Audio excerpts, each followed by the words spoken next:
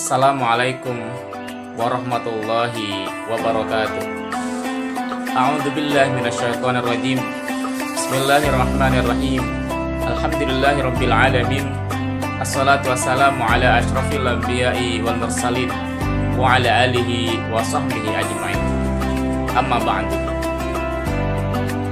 Alhamdulillah, para mirsa rahmati Allah Subhanahu wa taala, kita masih diberikan nikmat siha wal afiyah. Mudah-mudahan kita senantiasa memanfaatkan kesehatan kita ini dalam rangka ketaatan kepada Allah Subhanahu wa taala, melaksanakan semua perintah Allah Subhanahu wa taala dan menjauhi semua larangan. Para mirsa rahmati Allah Subhanahu wa taala, sebentar lagi dan bahkan hari ini ke sekolah ada yang sudah masuk. Dan bagaimana sebenarnya adab orang dalam belajar, adabut ta'allum, bagaimana tata krama orang belajar, adabut ta'allum, tata kramanya orang belajar. Oleh karena itu, di dalam setiap aktivitas tentu ada adab, ada tata krama. Nah, insya Allah pada kesempatan kali ini Al-Fakir akan menyampaikan adabut ta'allum, yang mana dalam kitab Tarbiyatus Sibyan karya almarhum Kiai Haji Habibullah, pengasuh pondok pesantren Al-Is'af Al-Labaan, beliau mengarang sebuah kitab yang sangat terkenal di Madura, bahkan di Jawa Timur, bahkan insya Allah di Indonesia, yang mana kitab itu membahas masalah akhlak. Di antaranya ada babut ta'allum, yakni bab tentang tata kramanya orang belajar. Di situ dijelaskan oleh beliau dalam sebuah syairnya, talabu ilmi syar'i min sab'in wajab ilal mamati la tada'hu li ta'ab.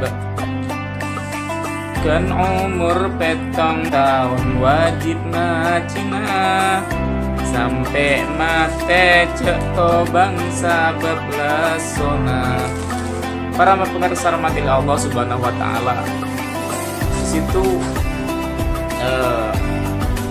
di dalam belajar ilmu syariat Islam, ilmu syariah itu sejak umur 7 tahun, bahkan kita belajar sampai akhir hayat kita, sampai akhir hayat kita. Jangan kemudian karena kita itu sudah lulus S1 berhenti belajar. Jangan karena kita itu sudah lulus SMA berhenti belajar. Karena belajar itu sendiri wajib sampai akhir hayat kita. Bahkan anak-anak kita sejak dini sudah diharuskan kita mendidik dengan ilmu keagamaan. Para mirsa rahmati Allah Subhanahu wa taala, sehingga kalau perlu anak kita itu dididik sejak dalam kandungan. Kita sebagai orang tua senantiasa membacakan ayat-ayat suci Al-Qur'anul Karim. Sebagai seorang ibu ketika masih hamil senantiasa mengkhatamkan Al-Qur'an, senantiasa mendidik anak kita dengan kegiatan-kegiatan yang positif dan mengikuti acara-acara kegiatan keislaman. ketika lahir senantiasa dididik dengan kegiatan-kegiatan yang baik, termasuk diajari membaca Al-Quran Karim, kalau perlu diajari menghafal Al-Quran Karim, apalagi sudah umur 7 tahun. Sebagaimana di dalam hadis Nabi Muhammad SAW dari Abdullah bin Amr radhiyallahu an, ia berkata, Rasulullah Muhammad SAW bersabda, suruhlah anak kalian sholat ketika berumur 7 tahun, dan pukullah mereka ketika berusia 10 tahun jika mereka meninggalkan sholat, dan pisahkanlah tempat tidur mereka antara laki-laki dan anak perempuan, antara anak laki-laki dan anak perempuan. Hadis ini hasan, diriwayatkan oleh Abu Daud ya, pada nomor 495, dan Imam Ahmad juz 2 halaman 180, 187, dan juga Al-Hakim pada juz 1 halaman 197. Para miyasa rahmati Allah Subhanahu wa taala, dari pelajaran yang bisa dipetik dari hadis barusan itu, bahwa yang pertama, setiap kepala rumah tangga, ini kita sebagai bapak ya, sebagai orang tua, sebagai ibu, bertanggung jawab ya atas orang-orang yang ada di dalam rumah tangganya, yakni termasuk anak-anak kita. Kita punya kewajiban kepada anak-anak kita untuk senantiasa mendidik dengan keagamaan. Yang kedua, setiap orang tua wajib menjaga diri dan keluarganya dari api neraka.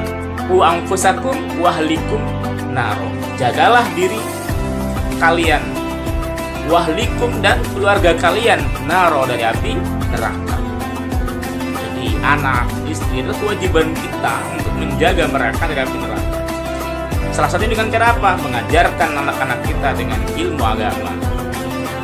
Yang ketiga, setiap orang tua mendidik istri dan anak-anaknya di atas agama Islam yang benar. Jadi sejak kecil anak-anak kita itu diajarkan ilmu agama, diajarkan Al-Quranul Karim dan lain segala macamnya.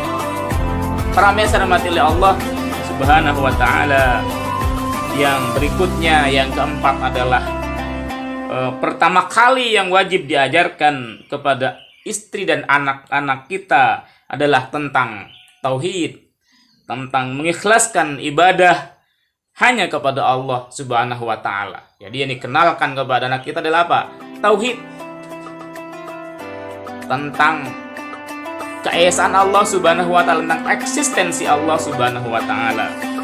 Yang berikutnya, yang kelima, wajib bagi orang tua mengajarkan keluarga dan anak-anaknya tentang wudhu, tentang sholat gitu ya. Kemudian yang berikutnya, yang keenam, orang tua wajib menganjurkan anak-anaknya sholat ketika mereka berumur 7 tahun. Nah, di sini korelasinya dengan syair tadi, bahwa sejak 7 tahun ya, anak kita suruh untuk kemudian melaksanakan sholat. Tentu kan tidak bisa bim sholat kalau tidak kita ajarkan bagaimana praktek sholat yang benar. Kemudian berikutnya, yang ketujuh, pentingnya masalah tauhid dan sholat. Samping kita mengajarkan tentang adanya Allah Subhanahu wa taala, eksistensi Allah Subhanahu wa taala, kita juga mengajarkan mereka sholat. Karena nanti ketika di akhirat kelak yang ditanyai amal kita adalah sholat, pertama yang ditanyai ya. Berikutnya yang kedelapan, boleh memukul anak bila ia tidak mau sholat, tetapi dengan pukulan yang didik dan tidak melukai. Artinya di sini kita begitu penting ya mengajari anak kita tentang sholat.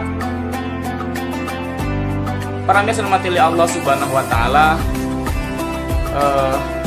mari ajari anak kita dengan ilmu agama, ilmu syariat Islam. Bahkan ketika umur 7 tahun, penting bagi kita kemudian senantiasa mendidik mereka dengan syariat Islam, didik mereka untuk melaksanakan sholat. Bahkan kalau perlu, kita betul-betul intens mengajak mereka ke masjid bagi laki-laki, anak laki-laki. Dan kita anjurkan mereka untuk senantiasa terikat dengan syariat Islam, tentu diajarkan. Termasuk kita ajarkan Al-Quranul Karim. Kalau perlu, diajak anak kita untuk menghafal Al-Quranul Karim. Wassalamualaikum wa iyyakum. Sampai berjumpa kembali di episode berikutnya. Mudah-mudahan bermanfaat. Wassalamualaikum warahmatullahi wabarakatuh.